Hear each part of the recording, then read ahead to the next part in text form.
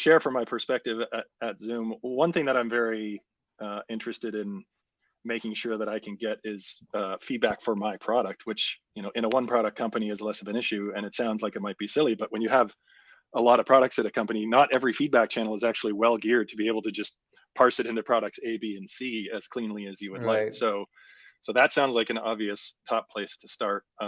Once you've narrowed it down to your own product, then taxonomy becomes very, very key. And by that, I mean sort of areas of the product, right? So if I'm Zoom meetings, there's huge footprint and surface area. And I would ideally love to know information about joining a meeting and about ending a meeting and, sharing your screen and virtual backgrounds. And these are all a taxonomy and structure that I would like applied to the feedback, because typically when you get larger, people own different areas of the product, and the virtual background PM is going to want, that filtered down to their area.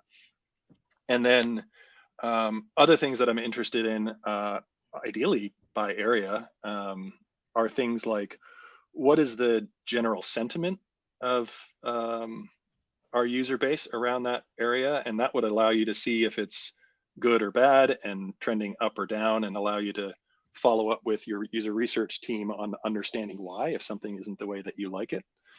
I would also, for each area, ideally be able to say, okay, well, what are the top requests that are the most common?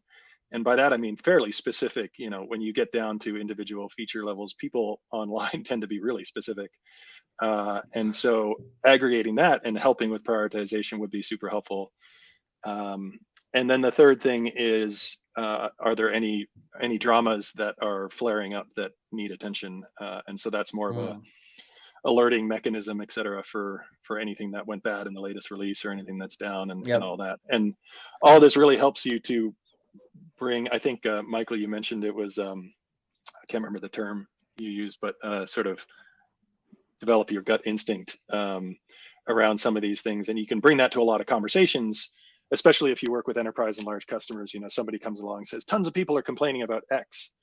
And ideally you can sort of say, are they really? Because I monitor thousands of pieces of feedback and it's never come up. So lots of people are saying, quote unquote. So it allows you to bring a little bit more data to a lot of conversations around different problems and whether or not they really are issues. So I actually remember one conversation we had like several months ago, which like stuck with me. And you said, Varun, you can't even imagine the universe of feedback on just the raise hand function within Zoom meetings is so vast, let alone anything else. I'm like, wow, and that just blew my mind. It's just like of the scale of Zoom. It's just for the raise hand feature, like the universe of feedback is so large.